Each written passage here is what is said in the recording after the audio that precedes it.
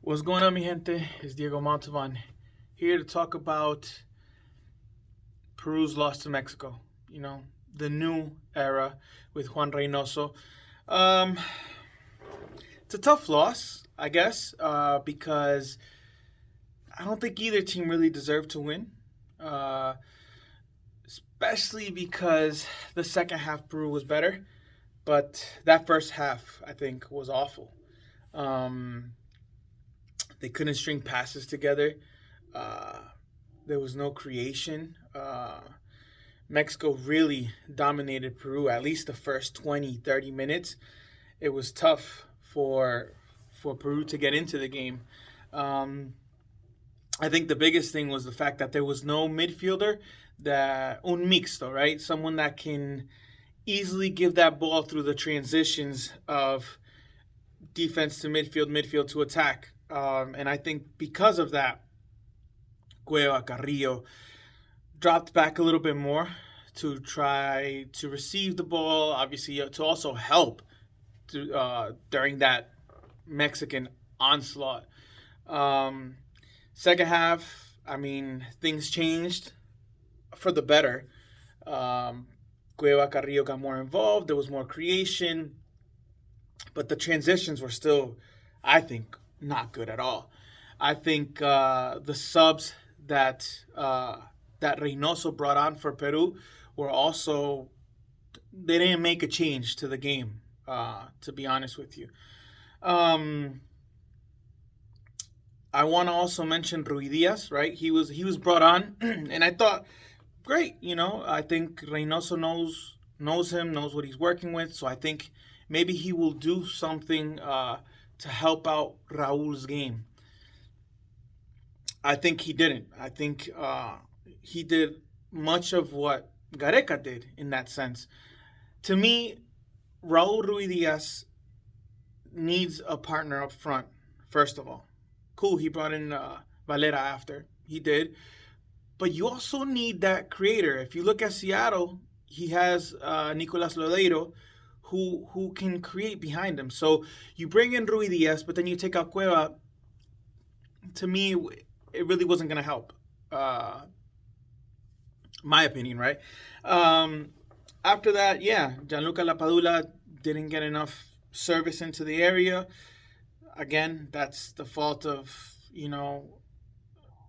Mexico attacked and Peru had to fall back, and Cueva Carrillo had to fall back, defend. Again, the transitions. Does that talk about how much we miss Yotun? I've said it before many times. I think you guys have heard me many times. I've said Yoshimar Yotun, especially back in, I don't know, 2017, 2018, when I said it, Yoshimar Yotun was the most important player for Peru. And I still think that his characteristics are still very, very much important for what Peru needs. Without him, right now there's still no transition play. There's still no easily accessible transitions. Like I said, from the defense to midfield, from the midfield to attack. I thought bringing in Peña would help, but we all know Peña. He hasn't been playing at Malmo. He's been off, right? So there's that. And then Marcos Lopez. I think probably his worst game with La Blanquirroja.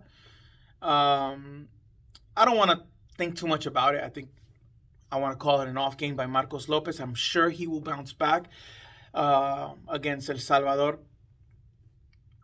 My other question marks were more on, you brought Quispe, you brought Brian Reina, but you didn't even put them in the squad list.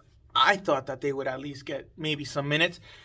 Again, cool. They didn't against Mexico. I expected against El Salvador. And if not, then I'd be a little bit worried. I've seen a lot of harsh comments about Juan Reynoso. Look, it's the beginning of this new era, this new process with Juan Reynoso. Reynoso will need some time, I think, to get his ideas, his planification, and for the squad to understand it. Again, that doesn't mean that it's going to be all 100% and Peru are going to go and win everything, because that's just not the way Peru is. But we will see, the demand. And I think we saw that a little bit last night's game with Juan Reynoso, the expectations he had and the way that he tried to talk to his players, especially Marcos Lopez. Like I said, Marcos Lopez had an off game, and you could hear and you could see Juan Reynoso, I don't want to say yelling at him, but, trying to give him instructions like, what's going on? You need to come back, cover, do this, do that. So that's something that I did like. All right. Like I said, it's going to take some time. This is the first game with Juan Reynoso. Mexico, a decent side to obviously face. A side that's going to be in the World Cup. So that was a good measure of what is needed and what's to come. Like I said, Mexico was great in the first half. Second half, Peru kind of started taking back over. That set piece, man, set pieces is still so vital to Peru losing these matches, really. Again, Marcos Lopez kind of fell asleep on that play. Pedro Galese covered the post. I think that was done well. Chucky Lozano just hit it right where Pedro Galese wasn't going to get it, or right where the only place he could score, really. So good for him, good for Mexico. Wish them well in the World Cup. As far as Peru, I think there's still a lot of work to be done. Like a lot of the players said, this is just the beginning of the process. They're still trying to get Juan Reynoso's ideas, and I'm sure we'll see it with time. Again, everyone, we need to give it time. We need to just give Juan Reynoso and this process time. Hopefully, on Tuesday against El Salvador, it's a much better game with clearer ideas, better transition, better creation, and also just finish those chances. Like I said, I think the midfield right now is the most important key piece that we need to work on. Pedro Aquino and Renato Tapia, I think, are great, and they're good together, but they're just a little too similar. And I think that's what Gareca also saw before, and that's why he didn't really start them together. Pedro Aquino is more of a center midfielder, box to box, and that's great.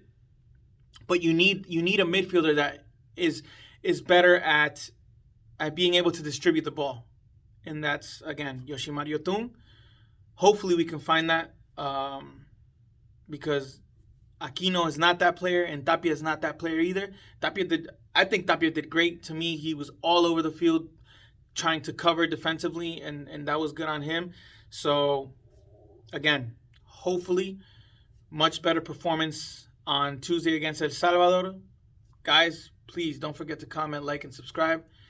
I'll see you all very soon. Have a good one.